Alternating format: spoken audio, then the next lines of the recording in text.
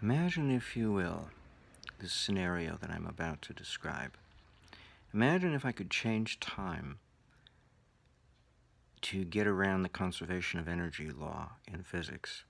In other words, the electrical force required to propel a car forward at 60 miles per hour, we were somehow able, no, excuse me, 50 miles per hour, let's keep it 50. We were somehow able to contract time and not change the level of force, the electrical force needed to propel that car. We just changed time, shrinking the per unit of per hour down to the size of per minute. And we still have the same level of force. We haven't touched that. All we've changed is the per unit time. So now we have the same electrical force, but it's being utilized 60 times quicker in a mere minute to propel the car forward at 50 miles per minute.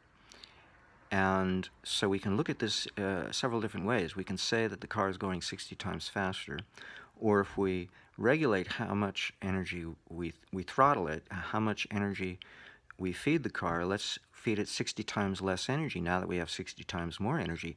Now the car will have a range 60 times further than the prior state. And it means our battery pack will take 60 times longer to die before we spend it. So now we don't need a battery pack that large. If we want to go the same range, now we can shrink the battery pack down by a factor of 60. And let's say we keep doing this to the point that we don't even need a battery pack anymore. We can use a pocket-size, the solar panel on a pocket-size calculator, a wallet calculator, the size of a postage stamp, and that will deliver all our needs to propel that car forward at 50 miles per hour. You'd say that's pretty cool, huh? Well, I've already done this under simulation. The problem was the circuit's not buildable. It has some peculiarities to it that require such precision that if you were off by even a hair in your design, in your fabrication of the design, it would not work. It would blow up in your face, because now we got a new problem. What if the thing, what's the term called? You know the movie The China Syndrome with Peter Fonda's daughter, not his granddaughter, Bridget Fonda, but the older one, I forgot her name. Anyway, the Fonda daughter of Peter Fonda. Peter? No, not Peter. Henry. Yeah, Peter Fonda's sister. Oh, I can't remember her name. She was married to a governor of California. Or wannabe. Yeah, anyway. She and Michael Douglas, Kirk Douglas's son, made a movie called China Syndrome, in which a nuclear reactor goes into chain reaction and meltdown, and it melts a hole in the idea, the theoretical, nobody even knows if it really happens, but the fear was if a nuclear reactor should go bonkers and AWOL and go out of control, that it would melt down to China, the other end of the earth. So it's called the China Syndrome. It's a runaway condition. So this possibility of contracting time, or making it look like the equivalent of contracting time, because we've magnified force, because we've seemingly magnified force. We haven't touched the force, but we've changed the time, seemingly, without actually changing time. What if it became a runaway condition? And I've done, that's the hardest thing. That's the easiest thing to do. Once you get the knack of creating circuits that, under ideal conditions, can do this sort of thing, you can, more often than not, you get a runaway condition, and the thing just wants to go to infinite oblivion and blow itself up. In fact, I did one circuit a few days ago in LT Spice that I made the time step, the time frame of simulation, 1e to the negative 100. If you can imagine how short a duration of time that is. Okay, so that's 10 to the power of negative 100. That's how small a time step, and it blew up. In other words, it didn't matter how small a time, how short a duration, how small a time step you made. You couldn't find out what the speed rate was of the explosion. It just went to infinite oblivion instantaneously. And I've done that in Paul Falstad's simulator too, on rare occasion. I call that infinite kaboom, where you don't get to regulate anything. Now, the nitty-gritty of how this can be. Explainable to a child. No physics or electrical engineering required. You know how we're told to recycle our bottle cans, our soda bottles, our aluminum cans, our paper products, recycle our emotions. Well, don't get angry today. Put it off for tomorrow, you know. You just bleed out a little bit of that emotion today, but save the rest for tomorrow, because you're going to need it tomorrow. Well, we can recycle our electrical energy, just like we can recycle our emotional energy or our materials of construction of our consumer goods, our packaging, that we tendency of throwing away all the packaging. Recycle it. So we can recycle the electrical force. Let's say we recycle 90% of it. Then the 10%, and we're not recycling the voltage because we don't have to spend voltage anyway. If we separate voltage from current, now this is getting to be a little too much for a child, but we only need recycle the current because the voltage we're just going to borrow anyway. We're not going to spend it. See, we always make the mistake of converting the voltage in our battery pack into amp hours, into current, and spending the current, which means we end up spending the voltage. But what if we don't do that? Let's say to ourselves, we're going to get the current from somewhere else, but from the battery, we're going to just get the voltage, and we're going to borrow the current coming from the battery and send it back with the blocking capacitor. Now we're getting technical. With the blocking capacitor, now, we're going to use an oscillating circuit. Now we can't spin the current because let's say 60 cycles a second, for every 120th of a second, we're spending the current from the battery, and then the next 120th, we're sending it back. And every time I would look at the simulator, it would indicate that I'm actually sending back slightly more current to the battery pack than what I took out of it. And that's because the reactance that comes out of a capacitor is greater, very often, more often than not, than the electrical energy that goes into the capacitor to feed it. So what comes out is not the same substance in the first place, let alone the same quantity. It's electrical reactance that comes out of a capacitor. It's electrical reactance that comes out of an inductor. But normally, a coil, an inductor, a coil of wire, you feed it electrical energy, and the reactance that comes out of it is less than the electrical energy that went into it. That's normal for a coil. But for a capacitor, and it's huge, the amount of electrical reactance coming out of a coil is far less than the electrical energy that goes into that coil. So coils eat up energy like crazy. Capacitor, on the other hand, does the opposite, but it only in a slight way. It'll spit out electrical reactance slightly more than the equivalent electrical energy that went in to feed that capacitor. But if you get a circuit together in which you've got capacitors and coils so well designed that now the sum total of your electrical reactance coming out of your circuit is greater than the electrical energy that went into it, that's pretty cool. And how do you do that? By recycling your electrical reactance. Is that right? Right. No, well, you're doing both. You're recycling your electrical energy as well as your reactant power as well. Because electrical reactance can be converted back into energy to make use of it. And that's the best part. So ultimately, we're recycling electrical energy when it comes right down to it. And if you can recycle 10%, and this is another thing. See, technically, you can't recycle voltage anyway, because voltage is a presence.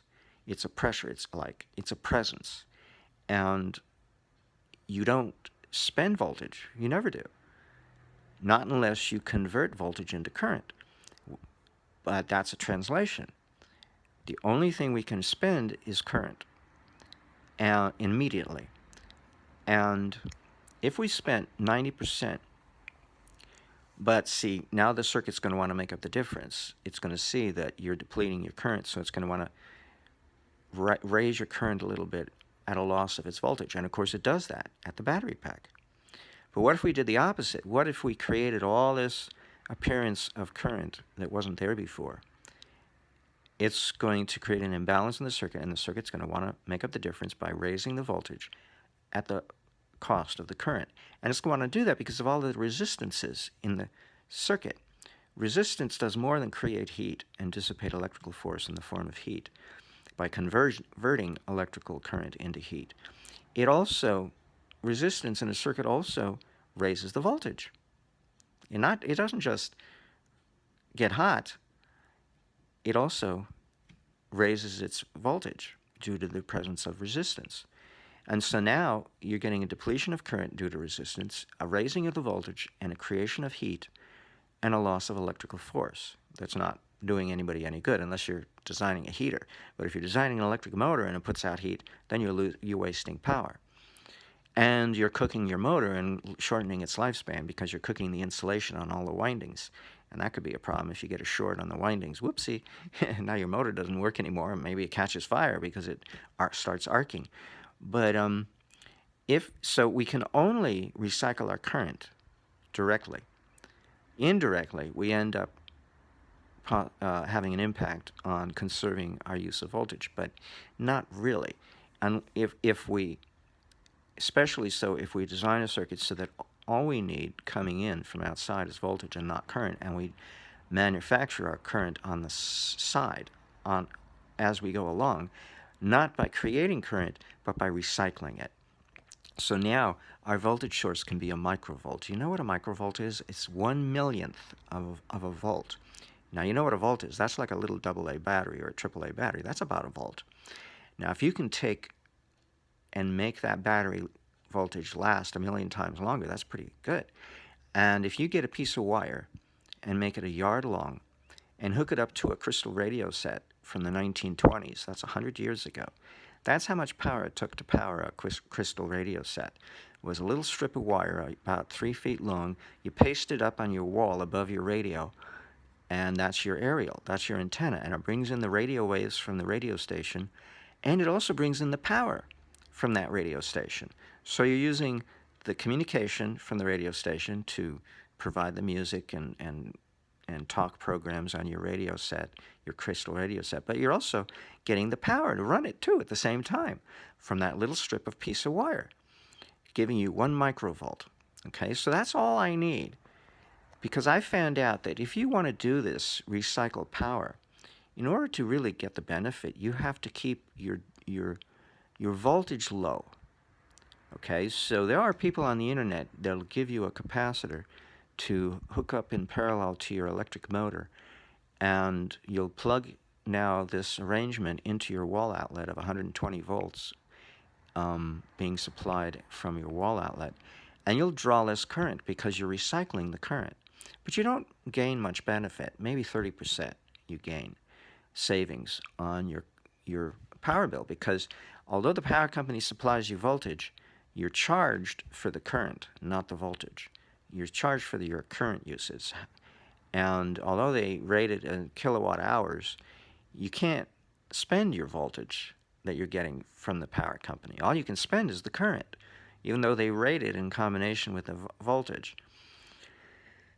Now, so let's say you were able to reduce your current draw such that you don't even need 120 volts or 200 volts or 300 volts for your electric car. Let's say all you need is a microvolt to supply with all your voltage and all your current needs, 70,000 watts of power combined total, because remember, your voltage is going to raise naturally due to the resistance in your circuit at the cost of your current, and so that's going to cause your circuit to heat up, but it will provide you with all the voltage you need. So even though you're supplying your electric car a mere microvolt, you're using your radio aerial now, not just to bring in your radio, but now to bring in the power for the car. And now somebody could say, oh, you're getting energy from the air. Well, yeah, that's true, but not true, because we are also getting it from the process of recycling the current that we're getting from the air, which is the equivalent current that might come from a microvolt stimulus input through the aerial. Let's presume that your resistance in your circuit, total resistance, is no more than 1 ohm. It's going to be more than that usually. Let's make it 1,000 ohms. So that means the current we're getting from the air is 1,000 times less than a microvolt. It's going to be 1 nanovolt. No, excuse me, 1 nanoamp. So we're supplying our electric car energy from the environment equivalent to 1 nanoamp and 1 microvolt. So the wattage would be amps times volts. So what would that be? 1 femtowatt.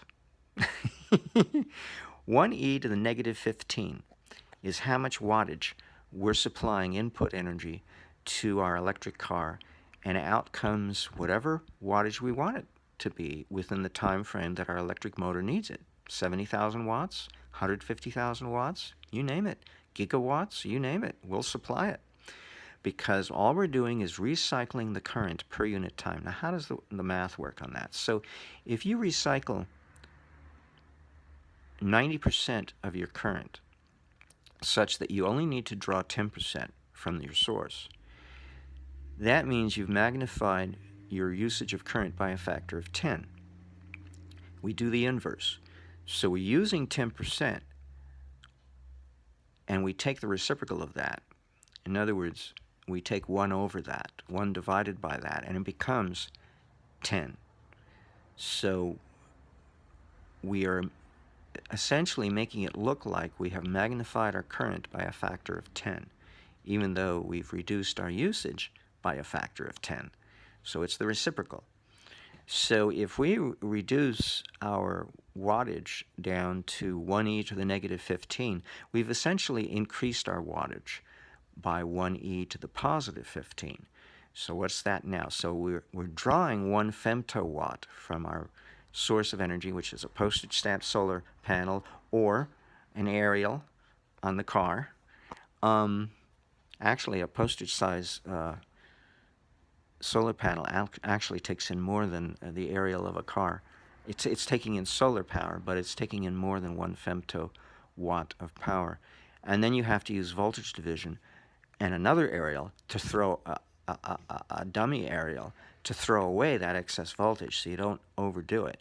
Because the whole secret, there are several secrets, but one of them is don't feed your circuit too much voltage, because if you do, it'll be like a pile of bricks sitting on your chest, and you can't inhale. All you can do is exhale, and that's what we get our circuits to do. We feed it all the voltage we think it needs, because we're not going to recycle anything, and then all we can do is exhale the voltage from, let's say, the battery pack on the EV.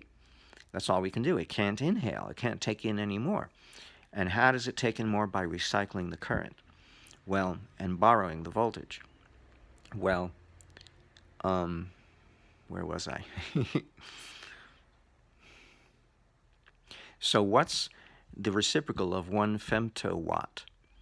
So 1 e to the 5th power of positive 15, okay? So let's do it by 3s at a time, 1,000 at a time.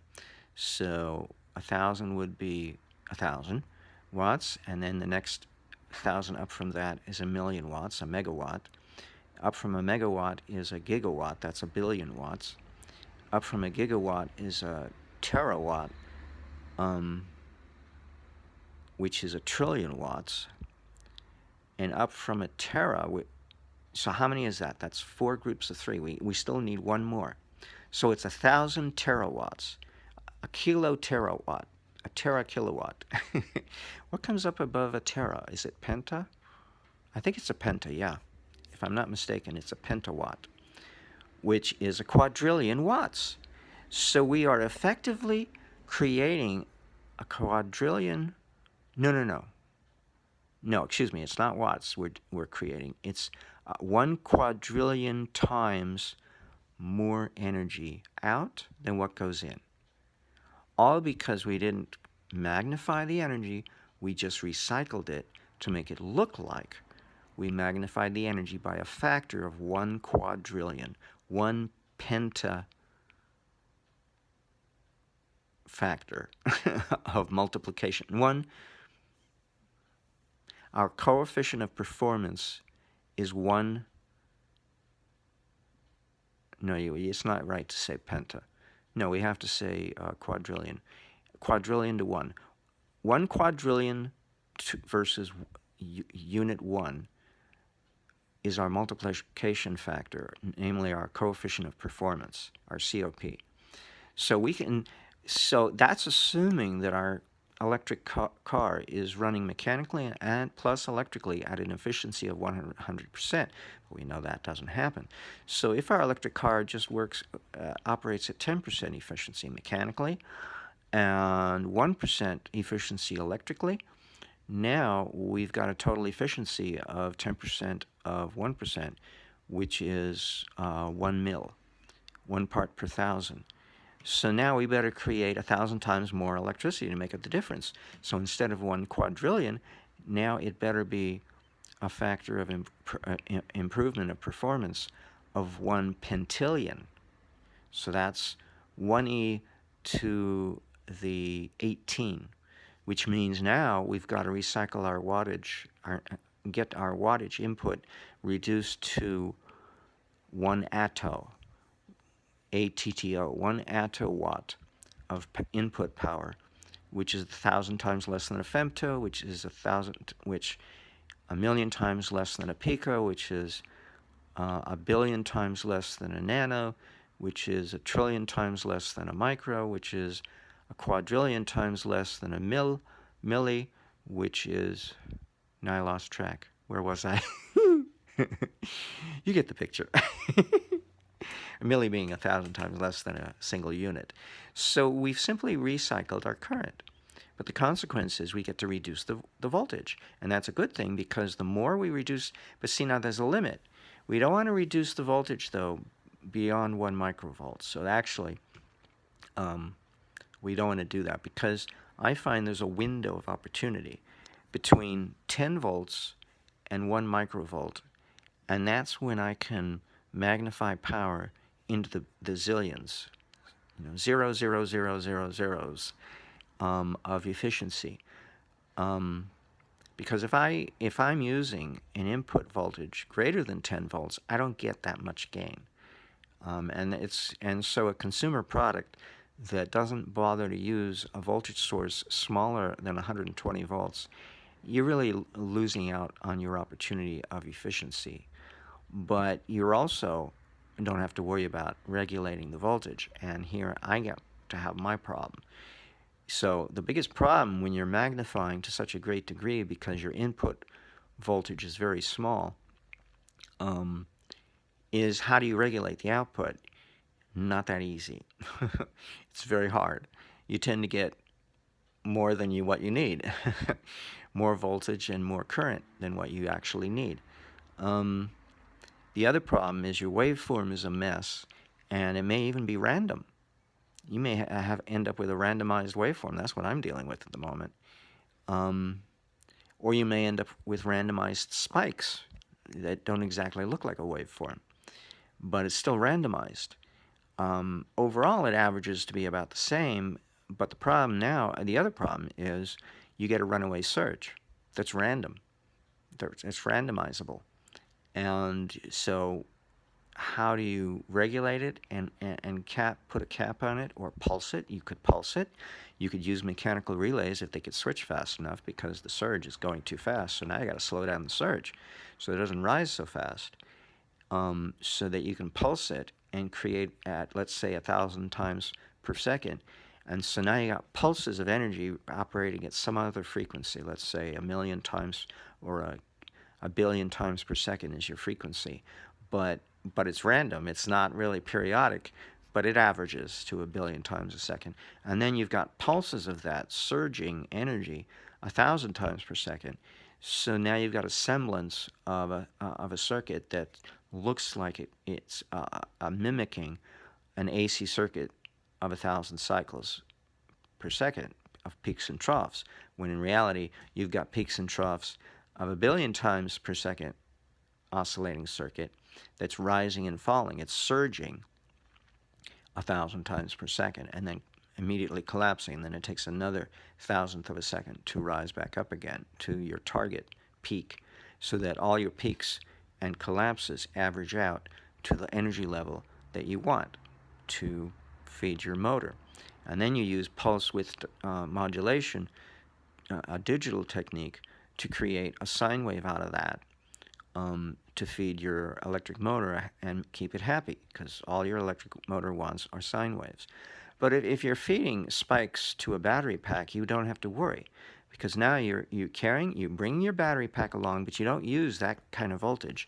You use a voltage divider to throw away most of your voltage, and you just use a little bit of that voltage to feed your circuit.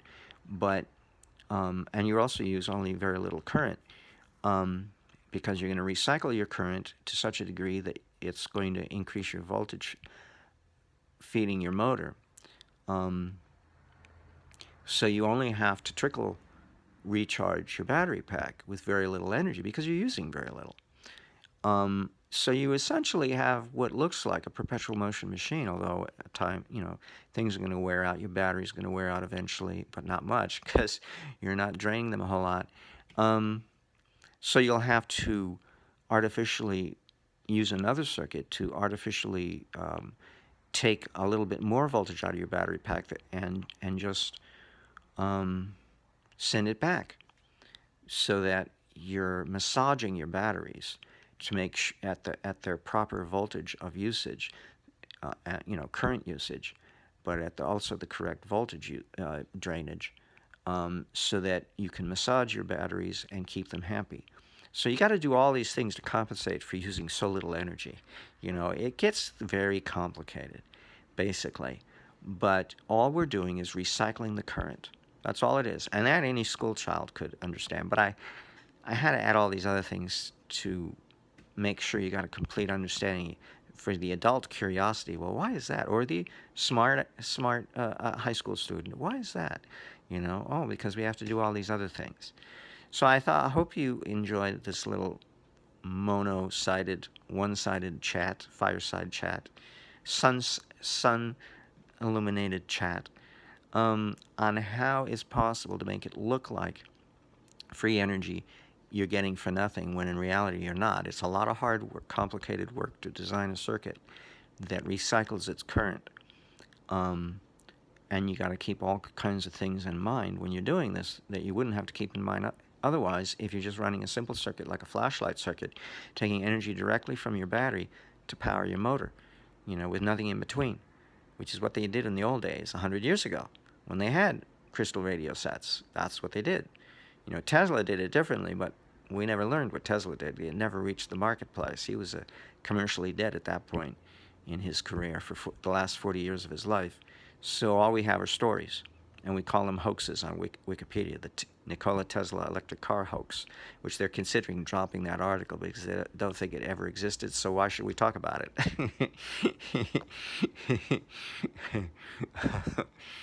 I think I had something to do with that. I put in my complaint in the complaint department. How do we know this is a hoax? We don't have evidence. It's just gossip. Oh, then maybe we shouldn't have this article.